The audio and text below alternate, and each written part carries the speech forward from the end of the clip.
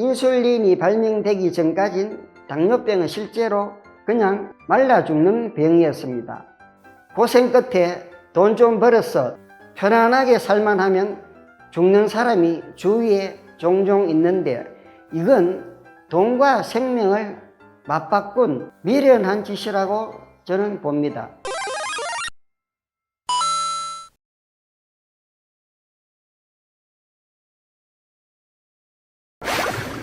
오늘은 당뇨 인구 1000만 시대에 국민병이란 오명을 가진 당뇨에 대해 이야기해 볼까 합니다. 당뇨는 당장 죽는 병은 아니고 당뇨 자체로는 큰 문제가 생기지 않습니다. 근데 당뇨약만 믿고 생활 습관을 고치지 않으면 어느새 합병증이 여러분의 생명을 위협하게 되는 거죠. 합병증이 얼마나 무서운지 모르시는 분이 많거든요. 당해보지 않은 사람은 모릅니다. 예를 들어 눈으로 가면 당뇨 망막증으로 실명하게 되고, 머리로 가면 뇌졸중, 심장으로 가면 심근경색, 말초혈관에 문제가 생기면 당뇨발이라고 해서 이건 전기톱으로 허벅지까지 절단해야 하는 경우도 생깁니다. 매년 20만 명 정도 발생하고 있고, 신장으로 가면 신장 투석을 해야 하는데 신부전이라고 이게 사람의 삶을 굉장히 피폐하게 만듭니다. 일주일에 3번, 한 번에 4시간 이상씩 계속 치료만 받는 삶이 되는 거죠. 건국대학교 의료원 당뇨병센터 최수봉 교수는 자신의 저서에서 당뇨약이 당뇨를 점점 악화시킨다고 주장했습니다. 그 중에서도 특히 먹는 당뇨약을 복용하면 췌장 기능이 매년 4%씩 저하된다는 통계를 보여주는데, 손쉽고 효과 좋은 당뇨약만 믿다가 어느 순간 자신도 모르는 사이에 췌장이 망가져 버리죠. 더 이상 당뇨약도 듣지 않게 되는 겁니다.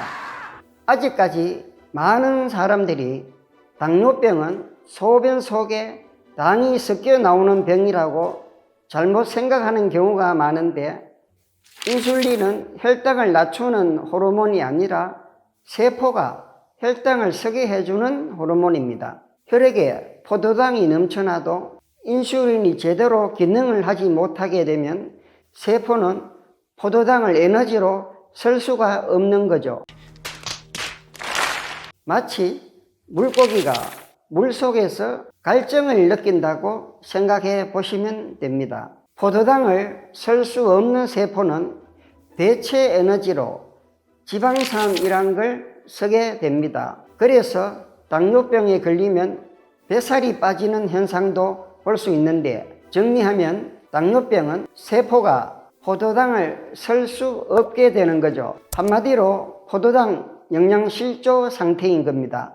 이렇게 얘기하면 어떤 방식으로든 죽을 수밖에 없어 보이는 정말 답이 없는 병처럼 보이기도 하는데, 인슐린이 발명되기 전까진 당뇨병은 실제로 그냥 말라 죽는 병이었습니다. 당뇨병의 전형적인 증상은 다뇨, 다음, 다식과 같이 3다 증상이 발생하는 거고, 당뇨병이 진행되면 포도당이 세포로 들어가지 못하고 혈액에 넘치게 되는데, 그러면 피가 물엿같이 끈적끈적해지는 거죠. 그리고 혈액의 삼투압이 높아지기 때문에 소변을 자주 보게 되고, 소변을 많이 보면 탈수가 생기기 때문에 갈증이 생겨 계속 물을 마시게 됩니다. 또 세포는 포도당을 받지 못해서 계속 굶는 상태니까 식후에도 포만감 신호를 뇌에 보내지 못하고, 그 결과 뇌는 배고픔을 느껴 계속 먹게 되는 겁니다. 그리고 이런 3대 증상과 함께 뱃살과 엉덩이, 허벅지 살이 빠지면서 체중도 줄어들게 됩니다. 그러면 치료는 어떻게 하느냐? 원리는 간단합니다. 몸속의 영양분이 너무 많으면, 즉 과잉 영양 상태가 되면 세포가 죽는 건데, 그러면 장기들이 살아남기 위해 인슐린의 명령에 저항을 합니다. 이를 인슐린 저항성이라고 하는데, 쉽게 말하면 세포가 포도당을 잘 받아들이게 해주기만 하면 되는 겁니다. 사람은 나이가 들면 당연히 젊은 사람보다 혈당 수치가 올라가게 되어 있습니다. 자동차에 비유하면 새 차는 기름을 적게 먹고 연비가 좋습니다. 그런데 오래된 차는 연비가 나빠지죠. 나이가 들면 기력이 쇠하면서 더 많은 에너지를 필요로 하고요. 그렇기 때문에 노인과 젊은 사람을 똑같은 기준으로 혈당 수치를 천편일률적으로 정하는 것은 저는 맞지 않다고 생각합니다. 그리고 당뇨는 혈당 수치만으로 판단할 수 있는 단순한 병이 아닙니다.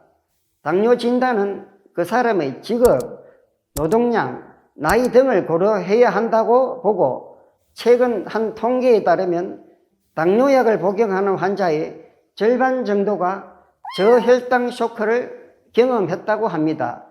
이것이 위험한 것이, 당뇨약을 복용하는 사람 중에 운전을 하다가 저혈당 쇼크가 와서 사고를 내고 사망에 이르거나 심각한 부상을 입는 경우도 있어서, 당뇨약에 이런 심각한 문제가 있음에도 불구하고 혈당 수치가 올랐다는 이유만으로 당뇨라고 진단하고 무분별하게 당뇨약을 처방하게 된 데에는 우리나라의 잘못된 의료 제도와 제약회사의 책임도 저는 어느 정도 많지 않나 생각합니다.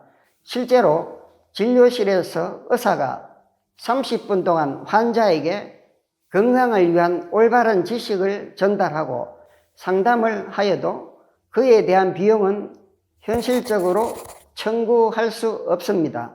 그러니까 짧게 1, 2분 하는 것과 차이가 없으니까 빠르게 진료를 하고 약을 처방하는 것으로 끝낼 수도 있는 거죠. 그리고 약을 처방해야만 보험 수가를 의료보험공단에 청구를 할 수 있습니다. 제가 아는 분은 대학병원에서 혈당 조절이 매우 잘 된다며 담당 의사와 간호사들에게서 박수까지 받았는데, 정작 본인은 기운이 너무 없어서 죽을 정역이라는 말을 하거든요. 환자 몸 상태는 파악도 안 해보고 혈당 수치에만 연연해서는 안 되는 겁니다. 혈당이 정상이면 몸도 활력이 넘쳐야 정상입니다. 그러니까 당뇨 진단을 받았다면 일단 자신의 삶을 되돌아볼 필요가 있다고 생각합니다. 당뇨, 고혈압 같은 생활 습관에서 오는 병은 습관을 바꾸기 전에는 아무리 좋은 약을 먹어도 고치기가 어려운 거죠. 당뇨 신약 가운데 가장 뛰어난 것으로 평가받고 있는 것이 메트포르민입니다.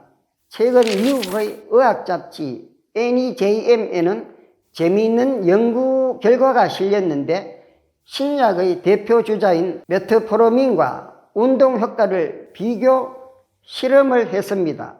그 결과 메트포르민의 복용 그룹의 당뇨 예방 효과는 30%, 운동으로 체중을 줄인 그룹은 40%로 나타났는데, 운동이 신약보다 혈당 조절에 뛰어난 효과를 발휘했다고 볼 수 있는 거죠.